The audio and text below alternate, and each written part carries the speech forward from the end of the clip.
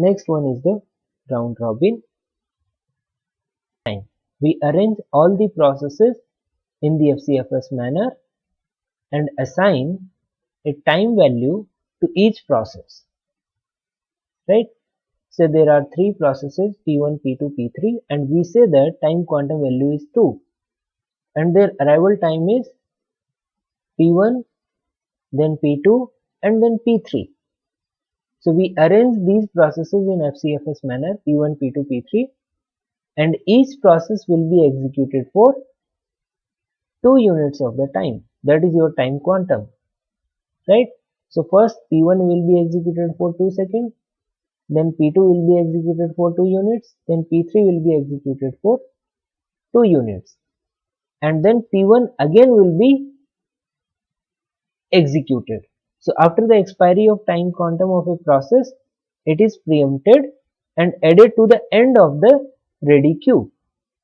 So when P1 process executed for 2 units of time, it will be preempted by process P2 and this P1 process will be submitted to the end of your ready queue, and at the end P3 process was there, so P1 will be added to the end of or to after the process P3, right?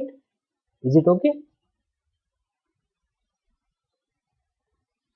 So performance is like when queue is very large, round robin becomes FIFO, right? If queue is very small, so your system will be doing context switch only, right? So queue must be large with respect to context switch, otherwise overhead is too high. Overhead of what? Overhead of context switching. You say it takes 2 milliseconds to happen a context switch to switching from process P1 to P2, right? And you assign your time quantum value as 0.5 millisecond. So only 0.5 millisecond is for 0.5 millisecond your CPU is executing a process, and then for 2 millisecond it is doing the context switch, and context switch is not the useful task. No instruction of your process is executed while context switch takes place, right? So useful work is done 0.5 milliseconds out of total 2.5 milliseconds. So utilization is very low in that case. If you put your time quantum value to be very small as compared to context switch time, right? So queue cannot be very large and it should not be very small also.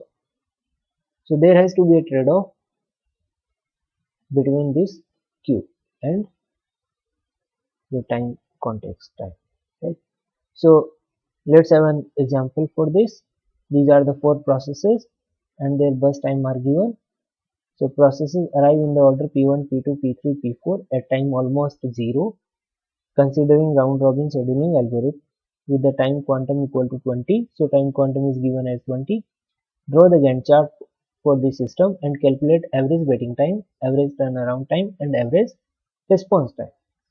So first one P1 will be executed for 20 seconds and its remaining time is 33 seconds.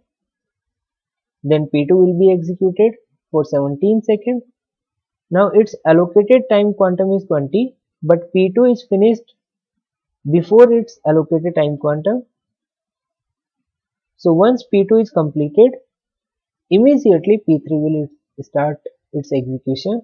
It will not wait up to end of 20th second, right? Then P3 will be executed for 20 seconds. Then P4 will be executed for 20 seconds. then again P1 will be executed like this. So P1 first executed for 20 seconds, then P2 executed up to 37 because P2 burst time is 17 seconds only. So P3 will start at 37 and will execute for next 20 seconds. Then P4 will start its execution at 57 up to 77. Then P1 will execute for next 20 units of the time. P2 was finished. So then P3 will be executed and then P4 and then again P1 will be executed for 13 units of the time, then P3 and then P3 again because P3 is the only remaining process at the end. So P3 will continue its execution up to termination, right? So average waiting time is equal to, for process P1 in the starting 0, at this time 0, then it leaves the CPU at 20 and again gets the CPU at 77. So 77 minus 20, that is 57, and then again it leaves the CPU as 97 and it waits up to 121. So 121 minus 97, so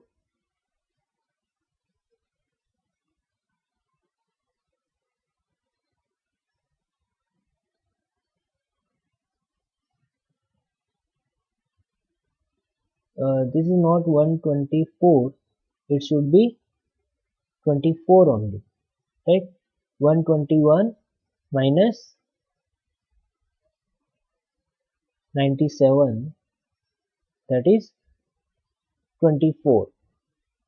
Then for P2 it submitted at time 0 and it gets the CPU at 20. So 20 is the waiting time for P2.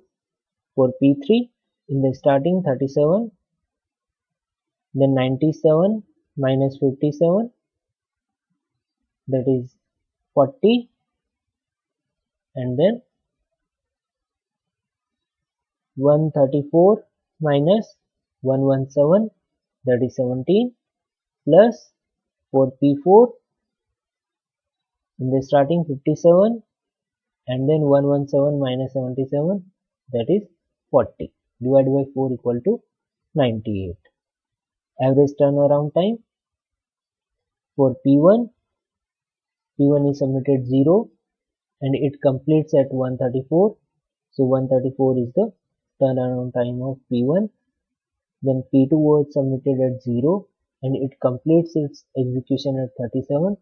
So 37 is turnaround time of P2. Then for P3 is terminated at 162 and was submitted at 0. So its turnaround time is 162, plus for P4 its completion time is 121. So 121 divided by 4 is equal to 113.5 is the average turnaround time of the system. So average response time for P1 it is 0, for P2 it is 20, for P3 it is 37, for P4 it is 57, and that comes out to be 28.5, right? So time quantum and context switch time can be understood better in this case. Say time quantum is 12, so up to 10 total 0 context switch will take place, right? If we take the process time of 10 units, so and time quantum unit is 12, so only 0 context switch takes place, no context switch, only the CPU process execution takes place, right? If we take time quantum as 6, so one context switch takes place at 6 seconds. If we have time quantum as 1 unit, then total 10, total 9, 1, 2, 3, 4, 5, 6, 7, 8, 9, and that's all. So total 9 context switch will take place. So if we say that it takes Tc time for context switch, so in this last case, total context switch time is equal to 9 into Tc, whereas in second case it is only Tc, and in first case it is only 0, right? So this is how, when you increase your your time quantum value, your context switch decreases, and hence context switch time is also decreases, but your system is going towards FCFS scheduling policy, right?